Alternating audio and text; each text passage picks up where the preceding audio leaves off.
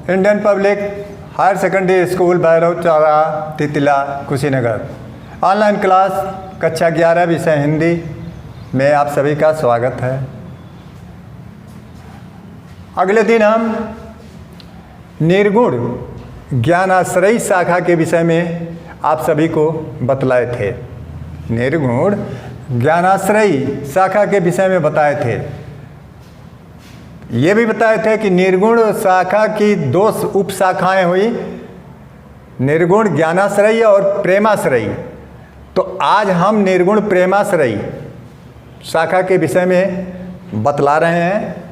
सबसे पहले आप ये जानिए कि निर्गुण प्रेमाश्रयी शाखा को सूफी काव्यधारा भी कहा जाता है। निर्गुण प्रेमाश्रयी शाखा को सूफी काव्यधारा कहा जाता है। आखिर में सूफी काव्यधारा क्यों कहा जाता है, तो इसका कारण आगे बतला रहे हैं कि इस काव्यधारा में मुसलमान और हिंदू दोनों धर्मों के कवि आते हैं। कौन कौन आते हैं? मुसलमान और हिंदू दोनों धर्मों के कवि आते हैं। इस काव्यधारा में मुसलमान और हिंदू दोनों धर्मों के कवि आते हैं। दोनों धर्मों के लोगों ने काम किया, लेकिन अधिकांश सूफी कवि हैं। इसमें अधिकांश कवि कौन है? सूफी कवि। उनको मुस्लिम कवियों को सूफी कवि कहा जाता है। तो उसमें अधिकांश कवि सूफी कवि हैं जिन्होंने सूफी सिद्धांत को अपनाकर रचना की। वह सूफी सिद्धांत को अपनाया और अपने काव्य की रचना किए। सूफी सिद्धांत को अपनाकर रचना करने के कारण ही इस काव्यधारा को सूफी काव्यधारा कहा जाता है। सूफी सिद्धांत को अपनाकर रचना करने के कारण ही इस काव्यधारा को सूफी काव्यधारा कहा जाता है।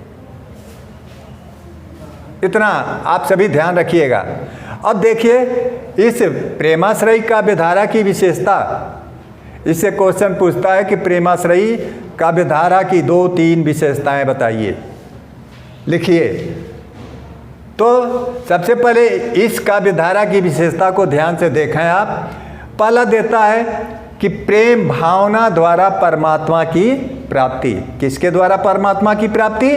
तो प्रेम भावना द्वारा, सच्चे प्रेम के द्वारा ईश्वर की प्राप्ति। सच्चे प्रेम के द्वारा ईश्वर की प्राप्ति का मार्ग बतलाया गया है, प्रशस्त किया गया है। सच्चे प्रेम से ईश्वर की प्राप्ति हो सकती है। दूसरा, लौकिक प्रेम से अलौकिक प्रेम का सृजन। लौकिक प्रेम कहते हैं सांसारिक प्रेम को। लौकिक प्रेम हम सांसारिक प्रेम को कहते हैं, और अलौकिक कहते हैं दिव्य प्रेम को, ईश्वरीय प्रेम को। लौकिक प्रेम सांसारिक प्रेम को कहते हैं और अलौकिक ईश्वरीय प्रेम को, दिव्य प्रेम को कहते हैं। तो यहाँ पे देता है दूसरी विशेषता में कि लौकिक प्रेम से, सांसारिक प्रेम के द्वारा ईश्वरीय प्रेम का सृजन होता है, ईश्वरीय प्रेम उत्पन्न होता है। सांसारिक प्रेम से ही ईश्वर के प्रति प्रेम उत्पन्न होता है। तीसरा देखिए, हिंदू संस्कृति का चित्रण। हिंदू संस्कृत का मतलब होता है सभ्यता। हिंदू समाज में हिंदू संप्रदाय के लोगों का, उनकी सभ्यता क्या है, तो इस समय के काव्यों में हिंदू सभ्यता के विषय में भी वर्णन है। हिंदू संस्कृत के विषय में भी वर्णन किया गया है, हिंदू की सभ्यता के भी विषय में वर्णन किया गया है। अगला देखिए, चौथा, गुरु की सर्वोच्चता। इस समय इस काव्यधारा में गुरु को सर्वोच्च स्थान प्रदान किया गया है। गुरु को संसार में सबसे बड़ा स्थान दिया गया है। गुरु संसार में गुरु से ऊंचा स्थान किसी का नहीं होता। आगे देखिए, सूफी सिद्धांतों का प्रयोग, शुरू में ही मैंने बताया कि इस समय के कवियों ने सूफी सिद्धांत को अपनाकर ही रचना किया। तो चूंकि अधिकांश सूफी कवि ही थे, मुस्लिम कवि ही थे, इसलिए सूफी सिद्धांतों का अधिक प्रयोग हुआ और सूफी सिद्धांत को ही अपनाकर लोगों ने रचना की। और रहस्यवादी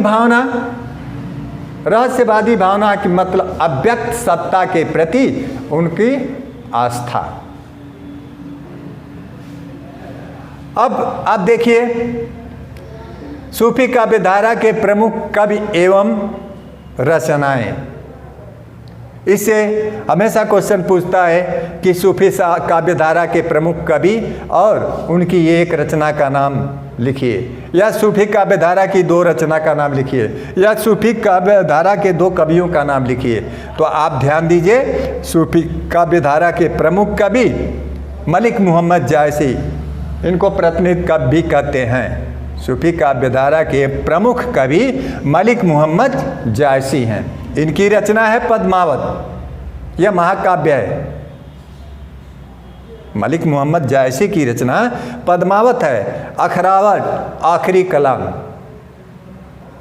यह मलिक मोहम्मद जायसी की रचना है, पद्मावत, अखरावट और आखिरी कलाम। दूसरा देखिए कुतुबन, तो कुतुबन की रचना है मृगावती।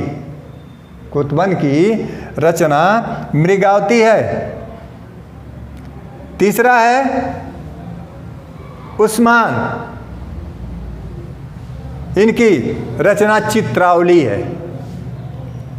इनकी रचना चित्रावली है।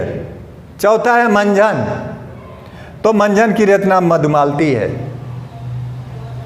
फिर से आप ध्यान दे लीजिए, मलिक मोहम्मद जायसी की रचना पद्मावत, अखरावट, आखिरी कलाम, कुतुबन की रचना मृगावती, उस्मान की रचना चित्रावली और मंझन की रचना मधुमालती है।